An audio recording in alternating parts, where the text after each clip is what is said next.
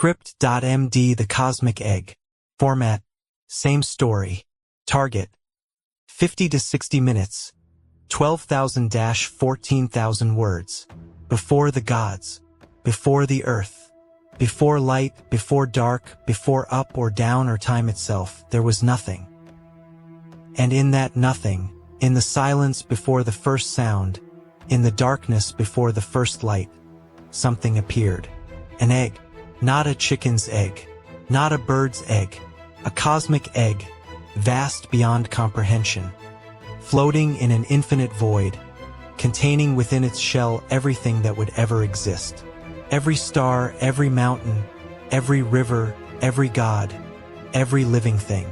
All of it compressed into a single sphere, waiting to be born. India called it Hiranyagarbha, the golden womb. The Rig Veda, composed more than 3,000 years ago, says that before anything existed, there was only water and darkness. And then a golden egg appeared, shining like the sun, and from it was born Brahma, the creator of all things. China said a giant named Pangu slept inside the egg for 18,000 years.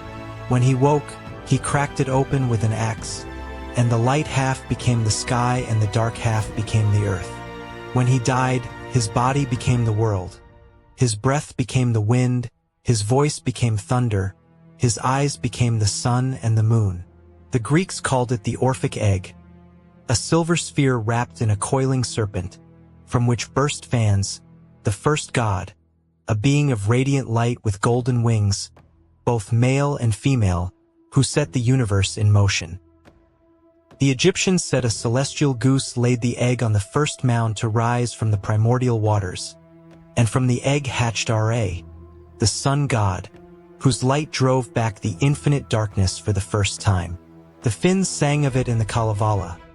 A duck laid 7 eggs on the knee of a goddess floating in the primordial sea, and when the eggs fell and shattered, the upper shells became the sky, the lower shells became the earth, the yolk became the sun, and the white became the moon.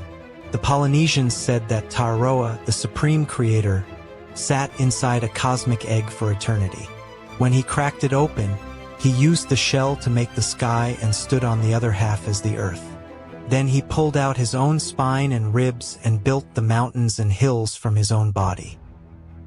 And the Dogon people of Mali, a small farming tribe in West Africa with no written language, no telescopes, no contact with any of the civilizations above, described a cosmic egg that vibrated and expanded, spewing matter in a spiral pattern that modern physicists would recognize as eerily similar to the Big Bang. 7 civilizations, 5 continents, languages that share nothing, and every one of them said the same thing. The universe began inside an egg, cracked, hatched, and everything that exists poured out of it. Tonight we open every cosmic egg ever imagined, from the Vedas to the Kalevala, from the Orphic mysteries to the Dogon elders, and we ask the question that none of them could: why did every civilization on Earth imagine the same beginning? This is the origin of origins, the egg that cracked and became everything. India, the Rig Veda, composed between 1500 and 1200 BCE, among the oldest religious texts in human history, older than the Torah, older than Homer, older than anything written in China. And in its 10th and final book, in Hymn 121, it asks a question that still has no answer.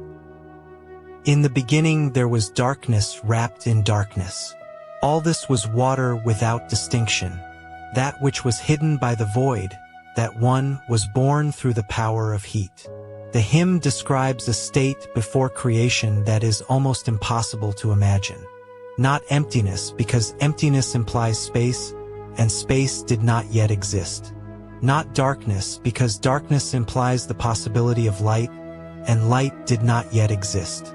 Not even nothing, because nothing is a concept, and concepts require a mind to think them, and minds did not yet exist. The Vedic sages were groping for a word to describe a state that has no word, a state before language, before thought, before the very distinction between something and nothing. Into this unstate, this non-existence that was not even non-existence, something stirred. The Rig Veda calls it kama, desire. Not sexual desire, not want, but something more fundamental. The first impulse, the first vibration, the first movement in a universe that had never moved. The seed of mind in the void.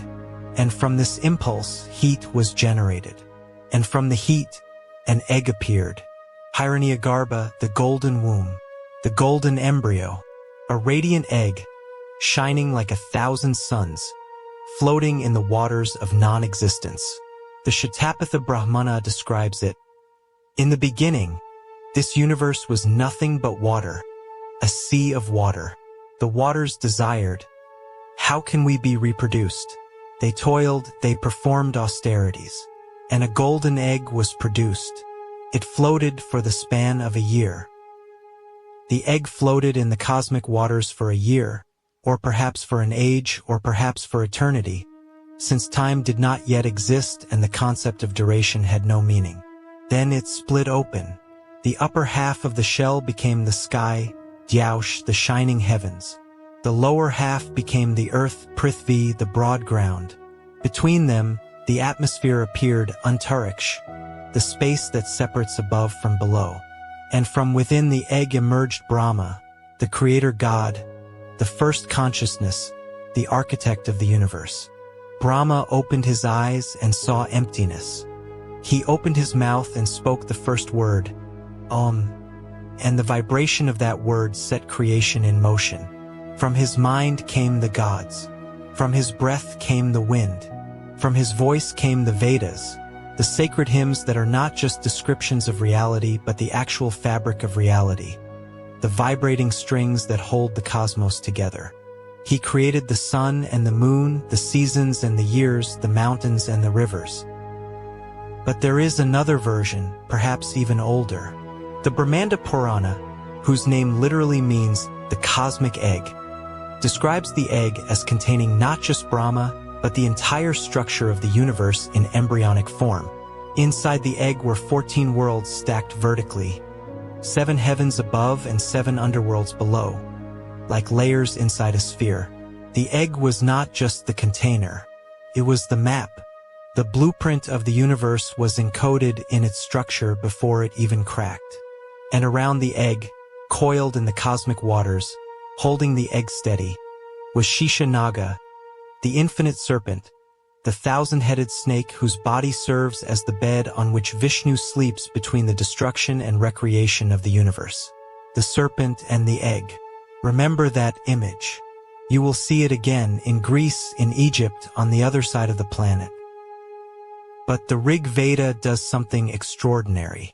After describing all of this, the void, the desire, the heat, the egg, the splitting, the creation, it ends with doubt. Hymn 10.129 concludes, who really knows? Who can say when it was born, when this creation came about? The gods came afterwards with the creation of this universe. Who then knows from where it has arisen?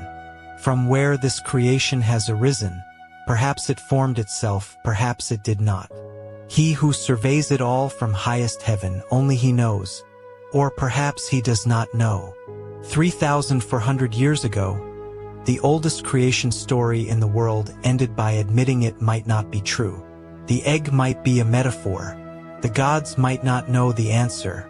Even the Supreme Being might be as confused as we are. That alone makes it one of the most remarkable documents in human history. But what makes it truly extraordinary is what happened next. Because on the other side of the Himalayas, a civilization with no connection to the Vedic sages told the exact same story. With an axe. China, the myth of Pangu, first recorded in the Sanwu-Liji by Su Zhang in the 3rd century CE, but oral traditions place it far earlier, possibly as old as the Shang dynasty, more than 3,000 years ago. The Sanwu-Liji itself is lost. We know the Pangu myth from quotations in later encyclopedias, which treat it as ancient knowledge already well established. In the beginning, there was nothing but a formless chaos, Hundun. This chaos was shaped like an egg. The Taoist philosopher Zhuangzi describes Hundun as a being with no face, no eyes, no ears, no mouth, primordial confusion made flesh. Inside the egg, the forces of yin and yang, darkness and light, cold and heat, female and male, contraction and expansion, were mixed together in perfect, motionless balance. Nothing moved, nothing breathed, nothing existed except the egg and the undifferentiated chaos it contained. For 18,000 years, a giant grew inside the egg. His name was Pangu, which some scholars translate as coiled antiquity, or the ancient one curled up. He slept in the darkness, curled like an embryo in a womb, growing larger century by century, millennium by millennium. The egg grew with him, stretching, swelling, filling with the potential of everything that would ever be. Then Pangu woke up. He opened his eyes in the darkness, stretched his massive limbs, and felt the walls of the egg pressing against him on all sides. He was trapped, confined. The universe that could be was imprisoned in a shell. So he reached out. Some versions say he formed an axe from his own will, from the first act of intention in cosmic history, and he swung. The egg cracked, and the universe began. The light, clear, pure matter inside the egg, the yang, floated upward and became the sky, called Tian. The heavy, dark, turbid matter, the yin, sank downward and became the earth, called Di. Pangu stood between them, feet planted on the earth, hands pressing up against the sky. And every day, for another 18,000 years, the sky grew 10 feet higher, the earth grew 10 feet thicker, and Pangu grew 10 feet taller, keeping them apart, preventing them from collapsing back together into chaos. After 18,000 years of holding the world apart, 36,000 years since his creation within the egg, Pangu's work was done. The sky was permanently fixed at its height. The earth was solid beneath. So Pangu laid down, and he died, and his body became the world. His breath became the wind and clouds. His voice became thunder. His left eye became the sun. His right eye became the moon. His hair became the stars and the Milky Way. His blood became the rivers and the oceans. His muscles became the fertile soil of the plains. His bones became the minerals hidden in the rock. His sweat became the rain and the morning dew. His body hair became the trees and the grass and the flowers. And the parasites on his skin, the tiny creatures that had fed on him as he slept, became human beings. The Chinese did not merely say the universe came from an egg. They said the universe is a body, that the physical world is literally constructed from the corpse of a dead god. The mountains are bones. The rain is sweat. The thunder you hear during a storm is the echo of a voice that has been dead for 36,000 years. The rivers are blood that still flows through veins of stone. This idea that the world is built from the body of a primordial being appears independently across the planet. In Norse mythology, the giant Ymir was killed by Odin, and his flesh became the earth, his blood became the seas, his skull became the sky, and his brains became the clouds. In Babylonian mythology, Marduk killed the dragon goddess Tiamat, split her body in half, and used the two halves to form heaven and earth. In the Rig Veda, the cosmic man Purusha was sacrificed by the gods, his body divided to create the 4 directions, the 4 seasons, and the 4 castes. In every case, the being existed inside something before the world began. In every case, the container had to break. In every case, the body had to die. Something had to crack. Something had to die. Creation is not gentle. It is an act of destruction, the oldest, most universal act of destruction in human imagination. Remember that. It is the darkest truth buried in the brightest myth. Greece, but not the Greece of Homer and Hesiod, not the familiar Olympian gods with their feuds and love affairs and jealous rages. A different Greece, an older Greece, the Greece of the Orphic mysteries, secret religious rites, whispered in torchlit caves, that promised their initiates knowledge of the true origin of the universe. knowledge that the official Olympian religion did not possess. The Orphic creation myth begins, like India, like China, with a cosmic egg. But the Orphic egg is stranger than either, because the Greeks, characteristically, could not resist making it complicated. In the Orphic version, before the universe existed, there was Kronos, not the Titan Kronos who ate his children, but a more abstract, primordial figure, time itself existing before anything else, flowing through a void that had nothing to measure. Alongside Kronos was Ananke, necessity, the force that makes things happen because they must. Time and necessity. These two primordial concepts, not gods but forces, coiled around each other like serpents, spiraling through the void in an eternal embrace. And between them, from their intertwining, they produced an egg. A silver egg, smooth and perfect, luminous in the darkness.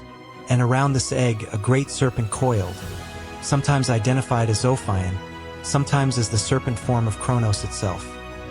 Wrapping the egg in its scales, squeezing, incubating, keeping it warm in the void, waiting for the moment of hatching.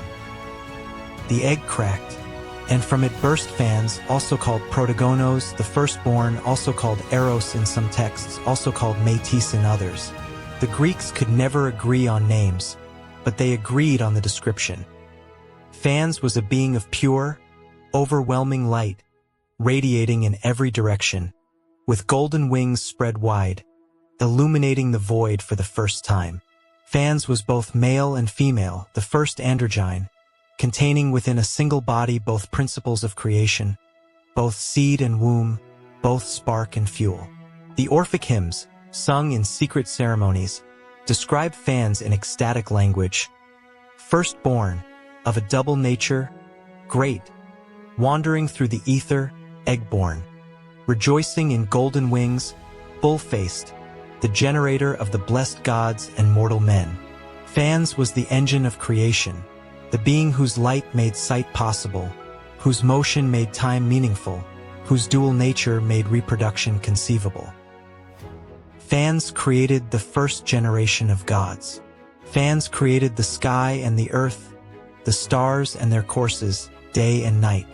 And then, in a twist that only the Greeks would devise, Zeus swallowed Fans whole, absorbing the firstborn into his own body, so that Zeus contained within himself the entire universe. Zeus is the first. Zeus is the last. Zeus is the head. Zeus is the middle. From Zeus all things have their being. Everything that exists is inside Zeus. Everything that exists was once inside the egg. The egg is inside the god who is inside the egg. A loop, a recursion, and Ouroboros of creation. The Orphic mysteries were practiced for at least 1,000 years, from the 6th century BCE to the 4th century CE. They influenced Pythagoras, Plato, and the Neoplatonists. Some scholars believe they influenced early Christianity. The idea of a divine being who dies and is reborn, of light emerging from darkness, of salvation through knowledge of cosmic truth. The Orphic egg may be one of the most influential religious images in Western history, and it tells exactly the same story as the Hindu Hiranyagarbha, composed 700 years earlier, in a language the Greeks had never heard. The serpent around the egg, the golden being inside, the cracking of the shell, the pouring forth of light. India told the story with Hiranyagarbha. China told it with Pangu. Greece told it with Fans. 3 civilizations, 3 continents, 3 languages with no common ancestor, and the same egg, the same serpent, the same light. Egypt, Hermopolis, the city of Thoth, the ibis-headed god of wisdom, writing, and magic, and a creation myth so old that even the Egyptians, a civilization obsessed with recording the past, considered it ancient beyond memory. The Hermopolitan creation myth begins with the Ogdoad, 8 primordial deities, 4 male and 4 female, who existed before the world. They were not gods in any recognizable sense. They were personifications of the qualities of nothingness itself. Nun and Nonet represented the primordial waters, infinite and directionless. Ha and Ha-He represented endlessness, space without boundary. Kuk and Kakit represented darkness, the absence of light so complete that it was a substance in itself. And Ammonius and Aminet represented hiddenness, the quality of being concealed, the state of existing without being seen. Water, infinity, darkness, and concealment, the four dimensions of the void. These 8 beings swam in the primordial waters, formless, purposeless, existing without existing, for a span of time that cannot be measured because time had not yet been invented. And then, together, through some act of collective will that the myths do not fully explain, they created a mound. The first solid thing. A hill of mud rising from the endless water, dripping, raw, barely holding its shape. The Egyptians called it the Benben, the primordial mound. Every pyramid in Egypt is a representation of the Benben. Every temple is built on a raised platform to echo it. The entire architectural tradition of Egypt, the most monumental in human history, is a memory of the first mound. And on top of this mound, they placed an egg. Or, in some versions, the egg appeared spontaneously, self-generated on the peak of the mound, needing no parent, no layer, no fertilization. In the most common version, the egg was laid by a celestial goose, the great cackler, called Gen Wer, whose honking cry was the first sound in the universe, breaking the infinite silence of the void. The egg cracked, and from it emerged Ra, the sun god, the first true god, the source of all light and all life. In some texts, Ra emerged as a golden child, a boy shining with radiance, floating above the mound, crying, and his tears fell into the primordial waters and became human beings. In other texts, Ra emerged as a scarab beetle Khepri, he who comes into being by himself, and rolled himself across the sky like a beetle rolling a ball of dung, and the ball was the sun. The Egyptians were so captivated by the scarab that they wore scarab amulets by the millions, carved in stone, molded in faience, pressed in gold. Every scarab was a miniature cosmic egg. Every scarab was a memory of the first morning. When an Egyptian placed a scarab over the heart of a mummy, they were placing the symbol of creation over the symbol of life, the egg and the heart, the beginning and the center. The cosmic egg appears across 3,000 years of Egyptian civilization, in coffin texts, pyramid texts, temple inscriptions, papyri. Predates Osiris, predates Isis, predates the entire mythology of death and resurrection that Egypt is famous for. Before the underworld, before the judgment of the dead, before the field of reeds, there was a mound, and on the mound an egg, and in the egg the sun. The first story Egypt told was the same story India and China and Greece told. The egg came first. Everything else came from it.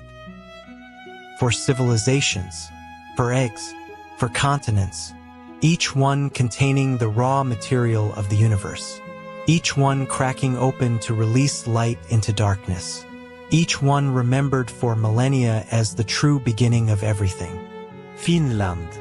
The Kalevala, the national epic, compiled in 1835 by Elias Lönnrot from oral traditions collected in remote villages of Karelia, where farmers and fishermen had been singing these songs for centuries, perhaps millennia, in a language that is not Indo-European, that shares no common ancestor with Sanskrit or Greek or Latin, that belongs to an entirely separate linguistic family. In the beginning, there was only Ilmatar, the air maiden, the virgin daughter of the air. She existed alone, drifting through empty space, weightless and without purpose. For 700 years she floated in the void, no land beneath her, no sky above her, nothing in any direction. Just Ilmatar, alone, in an emptiness so complete that the concept of loneliness had not yet been invented. Then Ilmatar descended. She lowered herself to the surface of the primordial waters, a vast, warm, directionless sea, and floated there. The waves rocked her. The current carried her nowhere. For another 700 years she drifted on the water, and during those 7 centuries, something began to stir within her. She became heavy with the potential of creation. Pregnant, in a sense, though she had no partner, no lover, no father for the life growing inside her. She was pregnant with the world, but the world could not be born. She writhed in the water, crying out in pain and frustration. "Woe is me! How miserable I am! What will become of me?" Then a bird appeared. In most versions, it is a teal, a small, beautiful diving duck, though some variants say a goldeneye and Lonrot's final version says an eagle. Whatever species it was, the bird was flying over the endless water, searching desperately for a place to build its nest. There was nowhere to land. The sea stretched to every horizon. The bird circled and circled, wings tiring, until it spotted Ilmatar's knee, jutting above the surface of the water like a small, lonely island. The bird landed on Ilmatar's knee. She built a nest from twigs and moss, and she laid 7 eggs, 6 of gold and 1 of iron. She sat on the eggs for 3 days, warming them with her breast feathers, turning them gently. The heat of the eggs grew. Ilmatar's knee began to burn. A tingling, then a warmth, then a searing pain, as if her knee were on fire. She flinched, just once, just slightly. Her knee trembled, an involuntary spasm of pain. The eggs rolled. They tumbled from the nest. They fell into the primordial waters, and they shattered. And from the shattered eggs, the world was made. The lower halves of the golden eggshells sank and became the earth beneath. The upper halves of the golden eggshells floated and became the dome of the sky above. The yolk of the golden eggs became the sun, blazing in the new sky. The white of the golden eggs became the moon, pale and cold. The mottled fragments of the shells became the stars, scattered across the darkness. The dark pieces from the iron egg became the storm clouds. Ilmatar, now floating on a sea beneath the sky, with a sun and moon and stars above her for the first time, began to shape the raw world. She molded the coastlines with her fingers, pressing the clay into headlands and bays. She kicked hollows with her heels and created the lakes. She stamped flat places for the plains where forests would grow. She pointed her feet toward the shore and created the shallow places where fish would spawn. And then, finally, she gave birth. Her child was Wainamoinen, the eternal sage, the first singer, the ancient poet who would become the hero of the Kalevala, wandering the forests of Finland for centuries, singing the world into further existence with songs so powerful they could raise storms and calm seas and reshape the landscape itself. The Kalevala's creation story is different from the others in one crucial way. The cosmic egg was not planned. It was an accident. Ilmatar did not create the egg or intend for it to hatch. A bird needed a place to nest. A knee happened to be there. The eggs fell because a goddess could not bear the heat. The universe was not designed, it was fumbled into existence. An accident of pain and instinct. There is something profoundly honest about that. And yet the structure is the same. A void, water, an egg, cracking, light emerging from the fragments. Upper half becomes sky, lower half becomes earth. The blueprint held, even in a land of ice and forest, spoken in a language no one else on earth could understand. Polynesia, the vast triangle of islands stretching from Hawaii to New Zealand to Easter Island, the largest migration zone in human history, covering an area of ocean larger than all the continents combined. Settled by voyagers who navigated thousands of miles of open water using only the stars, the currents, the color of the clouds, and the flight patterns of birds. The Polynesian creation myth, recorded in its most complete form in Tahiti by European missionaries in the 18th century, but clearly ancient, carried across the ocean by memory and chant for millennia, begins in the only way it can. In the beginning there was nothing. No sky, no earth, no sea, no light. Only a void, Tepa, the great darkness, the night that has no end. And in this darkness, floating in a space that was not yet space. An egg existed. Inside the egg was Tararoa, the supreme creator god, the ancestor of all gods, the self-created one, the root of all things. Tararoa sat inside the egg for ages beyond counting. The Tahitian chants say he existed in his shell, in darkness for eternity. The shell was like an egg revolving in endless space. There was no sky, no earth, no sea, no moon, no sun, no stars. All was darkness. It was continuous, thick darkness. He existed alone, in the absolute solitude of being the only thing in existence, folded into himself like a seed in a husk. Then Tararoa cracked the egg. Not from frustration or anger. The myths do not explain what prompted him. Perhaps eternity itself was enough. He stood up in the void, looked around, and saw nothing. Only the broken halves of his shell and the infinite darkness beyond. He called out. No voice answered. He listened. No sound returned. He was alone in a way that no living thing would ever be again. So Tararoa used the only material available, himself. The upper half of the shell became the sky, the dome of heaven called Rumia, curved and smooth like the inside of an egg, which is what it was. He stood on the lower half and it became the foundation rock of the earth. But the world was still empty, still dark, still without form. So Tararoa reached inside his own body and began to pull himself apart. His spine became the mountain ridges. His ribs became the slopes and hillsides. His intestines became the clouds, looping and curling across the new sky. His flesh became the rich soil of the lowlands. His toenails and fingernails became the scales and shells of the creatures of the sea. His feathers, for Tararoa was sometimes depicted as a great bird, became the trees and the bushes and the ferns that covered the land. His blood became the redness of the sky at dawn and dusk, the color of the Creator, bleeding into his creation every morning and every evening. Like Pangu, like Purusha, like Emer, like the Babylonian Tiamat, the Creator becomes the creation. The body becomes the world.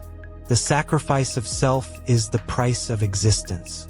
You cannot make a universe without unmade the one who dreamed it. The Polynesian creation myth traveled across the Pacific with the migrating peoples, from Tahiti to Hawaii, from Samoa to New Zealand. In New Zealand, the Maori tell a variation.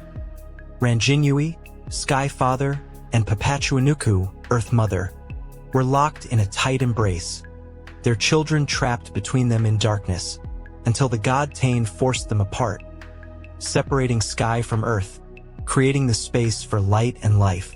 Not an egg exactly, but a closed space containing everything that had to be broken open, cracked apart for creation to begin. These are people who had no contact with India or China or Greece or Egypt.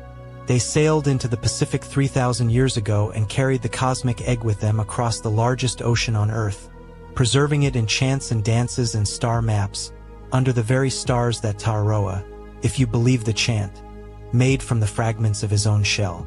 Mali, West Africa, the Bandiagara Escarpment, a massive sandstone cliff stretching 100 miles across the Sahel, where the Dogon people have lived for at least 700 years, farming millet and onions in the rocky soil of one of the most remote places on Earth. The Dogon have no written language. Their traditions are transmitted orally, from generation to generation, in initiation ceremonies that unfold over decades. A young Dogon man might not learn the deepest layers of the creation myth until he is 50 or 60 years old. In the 1930s, two French anthropologists, Marcel Griaule and Germaine Dieterlen, traveled to the Bandiagara Escarpment and began a collaboration with Dogon elders that would last 30 years. What the elders eventually revealed was so extraordinary that Griaule and Dieterlen hesitated to publish it, afraid of being ridiculed. The Dogon creation myth begins with Amma, the supreme god, the one who existed before all things. Amma existed alone in the void. A void the Dogon described not as emptiness but as a kind of infinite potential, like a seed that has not yet sprouted, like an egg that has not yet hatched. And Amma created an egg, or perhaps Amma was the egg, or perhaps the distinction did not matter. But this was not a still egg, not a resting egg. The Dogon described the egg of Amma as vibrating, trembling with energy, pulsing with potential, humming with a frequency that had no name because sound did not yet exist. Inside the egg, the Dogon say, were 4 elements, 4 clavicles, for seeds of creation, arranged in a spiral pattern, rotating around a central axis. The egg spun. It hummed. It vibrated faster and faster, building energy, building pressure, building toward a breaking point that had been inevitable since the first vibration. And then it burst. Matter spewed outward in a spiral. The 4 seeds separating, spinning away from the center, trailing matter behind them like the arms of a spiral galaxy. The Dogon described this expansion with a specificity that astonished Grial and Dieter Len. Not because the Dogon had telescopes, but because the description, stripped of its mythological language, reads like a summary of the Big Bang. A compressed point of infinite energy, a vibration, an explosion, matter expanding outward in a spiral pattern, differentiation, cooling, structure. But the Dogon myth goes further. After the egg burst, the myth says creation went wrong. A being called Ogo, the pale fox, broke free from the egg prematurely, before creation was complete. He was impatient, incomplete, chaotic. He stole a piece of the cosmic placenta, a fragment of the egg's inner lining, and fled into the void, spreading disorder and imperfection wherever he went. The pale fox is the origin of evil, of imperfection, of the flaw in the universe. The reason the world is not perfect, the reason suffering exists, the reason creation is incomplete. To restore balance, Amma sacrificed another being, Namo, a cosmic creature sometimes described as fish-like, sometimes as serpentine, associated with water and fertility and order. Amma cut Namo into pieces and scattered the pieces across the universe. From the scattered body of Namo, the stars were formed. The earth was organized. The seasons appeared.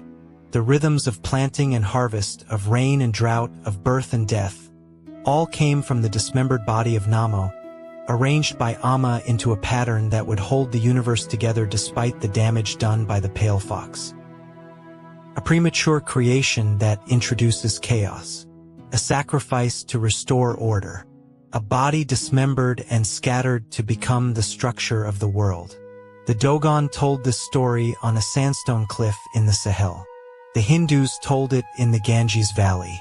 The Norse told it in the fjords of Scandinavia. The Chinese told it along the Yellow River. Grial and Dieter Len published their findings in 1965 in a book called The Pale Fox. The academic world fractured. Some scholars called it the most important anthropological discovery of the century. Proof that human cosmological intuition was deeper and more consistent than anyone had suspected. Others accused the anthropologists of leading questions, of unconscious projection, of hearing what they wanted to hear and shaping the Dogon's words to fit modern cosmology. The controversy has never been resolved. But the controversy misses the point. Whether the Dogon description precisely maps to the Big Bang is debatable. What is not debatable is the structure. A void, an egg, a vibration, cracking, matter pouring outward in a spiral, a body sacrificed to form the world. These elements are not modern impositions. They are the same elements that appear in every creation myth we have examined tonight, from India to Greece to Finland to Polynesia. The details of physics are arguable. The blueprint is not. Let us build the blueprint. We have now opened 7 cosmic eggs: Indian, Chinese, Greek, Egyptian, Finnish, Polynesian, and Dogon, and traced the egg's echo through Japanese and Maori creation myths. They were imagined on 5 continents, in languages that share no common ancestor, by peoples who could not have known what the others had dreamed. And every single one contains the same elements. Element 1, the void. Before the egg, there is nothing. Not darkness, not emptiness, nothing. The Rig Veda says, neither existence nor non-existence. The Chinese say Hundun, chaos without qualities. The Dogon say Amma existed alone. The Polynesians say Tepa, unending night. The Egyptians say the Ogdoad, water, infinity, darkness, hiddenness. Every cosmic egg begins in the same non-place. Element 2, the egg itself. A closed, self-contained vessel that holds within it everything that will ever exist. The universe does not emerge from nothing, it emerges from something. And that something is always a sphere, always sealed, always whole, always waiting. The egg is the universe before the universe knows it is a universe. Element 3, the cracking. The egg must break. Creation is not a gentle unfolding. It is a rupture, a shattering, an act of violence. Pangu swings an axe. Fans bursts forth. The duck's eggs tumble and shatter. Taroa cracks his shell from within. The Dogon egg explodes. The universe begins with destruction. The first act in cosmic history is the breaking of the thing that held everything together. Element 4, the separation. When the egg breaks, the contents divide into two halves, upper and lower, light and dark, yang and yin, sky and earth. The shell itself splits along this line. In Finland, the upper shells become the sky, the lower shells become the earth. In China, the light matter rises and the dark matter sinks. In Polynesia, the two halves of the shell become heaven and ground. The egg cracks into exactly two pieces, and the two pieces become the two halves of reality. Element 5, the first being. Something emerges from inside the egg, or was always inside it. Brahma, Pangu, fans. Ja, Ta'arwa. This being is always luminous, made of light, associated with the sun, shining in a darkness that has never known brightness. This being is often androgynous, both male and female or self-created, needing no parent. And this being's first act is always the same, to create everything else. Element 6, the body sacrifice. In most versions, the first being's physical body becomes the physical world. Pangu's eyes become the sun and moon. Taroa's spine becomes the mountains. Namo's pieces become the stars. Purusha is divided into the cosmos. The Creator does not stand apart from creation. The Creator is creation. The universe is made of God's body. The world is flesh. Element 7, the serpent. In Greece, the Orphic Egg is wrapped in a serpent. In India, the cosmic egg rests on the coils of Shishanaga. In Egypt, the serpent Apophis encircles the primordial waters. In Norse myth, the world serpent Jormungandr encircles the earth, a memory, perhaps, of the serpent that once encircled the egg from which the earth hatched. The serpent is there at the beginning, coiled around the origin, holding the universe together before it exists. 7 elements, 7 civilizations, 0 contact, a void, an egg, cracking, a separation, a luminous first being, a body that becomes the world, a serpent at the boundary, the same blueprint, built independently, on every continent, in every millennium. The cosmic egg is not a regional myth or a cultural preference. It is the single most widespread creation story in the history of the human species. So why? Why did every civilization on Earth, separated by oceans, mountains, deserts, and millennia, imagine the same cosmic egg? Theory 1. Observation. Every ancient human watched eggs hatch. Every culture that kept chickens, gathered wild birds' eggs, watched crocodiles or turtles or snakes emerge from shells. Every one of them witnessed the same miracle. From a closed, apparently dead object, life emerged. A thing that looked like a stone turned out to contain a creature. The egg was the most accessible metaphor for creation available in nature. Something that appears to be nothing contains everything. The leap from life comes from an egg to the universe came from an egg is not large. It is, in fact, almost inevitable. If you wanted to explain how something came from nothing, the egg was already sitting in your hand. Theory 2. The womb. The cosmic egg is a womb by another name. Hiranyagarbha literally means golden womb. Ilmatar is pregnant for 700 years before the eggs appear. Tauroa curls inside his egg like an embryo. Every human who has ever lived began in a closed, dark, warm space, floating in fluid, growing, waiting to emerge into light. The cosmic egg may be the oldest memory we carry. Not a cultural memory, not a story told around a fire, but a biological memory, encoded in the body, projected onto the cosmos. The universe began the way we all began. In the dark, inside something round, waiting to be born. Theory 3. The cell. Every living organism begins as a single cell, a microscopic sphere that divides, and divides again, differentiating into different tissues, different organs, different systems. The ancients did not have microscopes. They did not know about cells. But they had intuition, and the cosmic egg myth may be an intuitive grasp of a truth that science would not confirm for 3,000 years.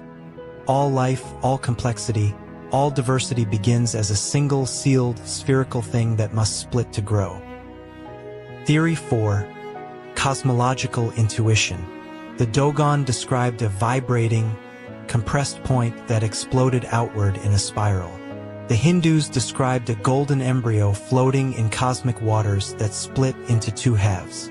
The Greeks described light bursting from a cracked shell. Modern cosmology says the universe began as a singularity, an infinitely dense, infinitely hot point smaller than an atom that expanded in an event called the Big Bang. The parallels are unsettling, not because ancient people had telescopes, but because the human mind, confronted with the question, how did everything begin, may naturally converge on the same answer. Something small became something large. Something closed became something open. Something whole was shattered, and from the pieces, everything was made. Theory 5. The structure of thought itself. Perhaps the cosmic egg is not a myth about the origin of the universe. Perhaps it is a myth about the origin of consciousness. Every mind begins in a state of unity. The infant does not distinguish between self and world, between subject and object, between I and everything else. Consciousness is born through separation, the cracking of the psychic egg, the division of experience into self and other, light and dark, above and below. The cosmic egg is how the human mind experiences its own awakening, the moment when unity becomes duality, when oneness becomes two-ness, when the egg cracks and the world appears. Theory 6. Physics. An egg is a sphere. A sphere is the shape that nature defaults to when no external force acts on a system. Planets are spheres. Stars are spheres. Bubbles are spheres. Atoms are roughly spherical. The observable universe may be spherical. When the human mind imagines the beginning of everything, the state before any force, before any direction, before any asymmetry, it imagines the only shape that makes sense, the sphere. The cosmic egg is not a myth about eggs. It is a myth about spheres. It is a myth about the shape that nothing takes when nothing is all there is. Perhaps it was all of these. Observation gave the metaphor. The womb gave the emotion. The cell gave the structure. Physics gave the shape.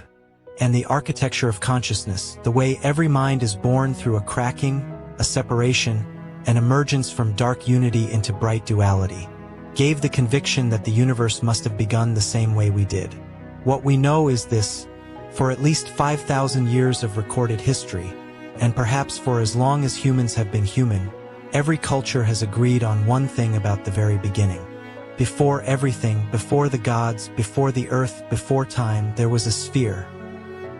It was closed. It was whole. It contained everything that would ever exist. And then it cracked. And from the fragments, from the shell and the yolk and the white and the body of the one who was inside, the universe was made. The sky from the upper half. The earth from the lower half. the sun from the yolk, the stars from the pieces, the mountains from the bones, the rivers from the blood, the wind from the last breath of the first being who ever lived. Every religion told the same story. This one was round. Next time on Deja Myth we climb. Every civilization built a sacred mountain, a place where the earth reaches toward the sky and the gods lean down to listen. Olympus, Sinai, Meru, Kailash, Fuji, Popocatépetl, 6 continents, 6 mountains, and on every summit the same thing, a throne where heaven and earth